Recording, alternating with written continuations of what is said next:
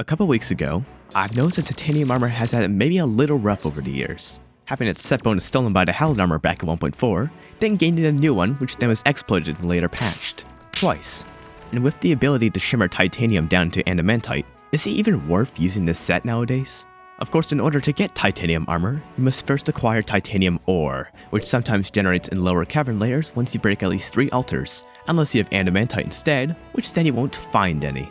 So alternatively, you can go fishing for titanium crates or biome crates in hopes of gaining some titanium by opening them. If you haven't done much fishing yet, the Mechanic's Rod from the Mechanic and enchanted nightcrawlers from crafting fallen stars and worms together is a good starting point. But it may only be worth fishing during the dawn and dusk hours, or when it's raining, as it's not a very efficient use of your time to fish otherwise. After the mechs though, you can use a chlorophyte extractionator to convert adamantite into titanium directly, although not sure why you need it at that point.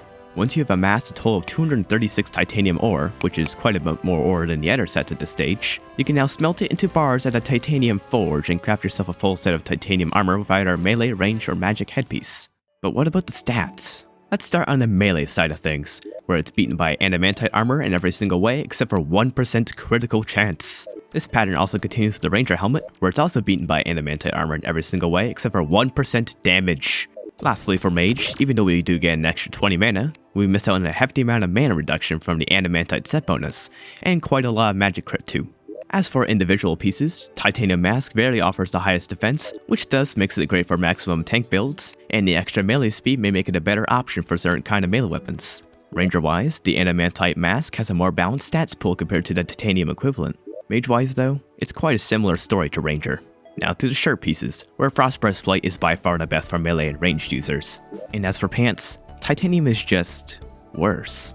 Now at this point, Titanium armor may seem a bit behind, but we still haven't factored in its set bonus, Titanium Shards. Doing attacks against enemies will generate one of these shards per hit, with a cooldown of 10 ticks for generating shards. Each of these will deal 50 damage with no critical hits, and will disappear upon contacting an enemy, and you may have a maximum of 7 shards spinning around you at once. Titanium shards will also disappear automatically after 10 seconds have passed, and they cannot be created from hidden statue spawned enemies or target dummies. Now the most obvious usage for titanium armor is the face tank, where we can sit mostly still, and attack continuously with our weapons and shards. The most infamous boss to do this on is the Destroyer, as you can stay in your segments and take minimal damage as long as you are picking up hearts from the probes to regain health. With Defective Bagnics as their choice of weapon, titanium armor just barely comes out on top, potentially because Effective Bagnics activates the set bonus more than enough due to its high hit rate. With the Dribbler Crippler however, we see Adamantite and the mixed set pull ahead, perhaps for the opposite reasoning as before. Another boss that can be face tanked semi-easily is Plantera, although at this stage of progression, other armors such as Turtle Armor are just better at tanking hits compared to Titanium Armor. Despite that though, Titanium Armor still performs quite well for a Pre-Mech armor set. Now what if we decide to not sit still, and instead focus more on moving around, such as when fighting the twins?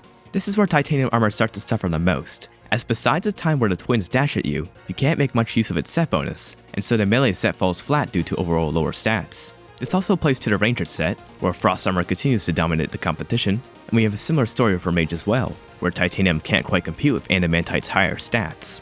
So in conclusion, the Titanium Armor is pretty good for face tanking, but outside of that, it might be preferable to shimmer your Titanium into Adamantite, use less ores for the Frost or Forbidden sets, or just mix armor pieces together for the best range of stats. And while Titanium Armor set bonus can be decently helpful in keeping enemies away, sometimes it gets sent towards you which is a little annoying. But at least the Titanium Shards look pretty cool when spinning around your character at high speeds. Maybe that's the only reason you need. Now, if you like videos where I go in depth on Terraria things like this one, I have another video where I look at the Forbidden Armor set, which I didn't cover much in this video, so feel free to check that one out. I don't need to tell you the other thing you can do to support me, so I'll use the remainder of this time to thank the one channel member we have. Thanks for sticking around. And of course, thanks for watching.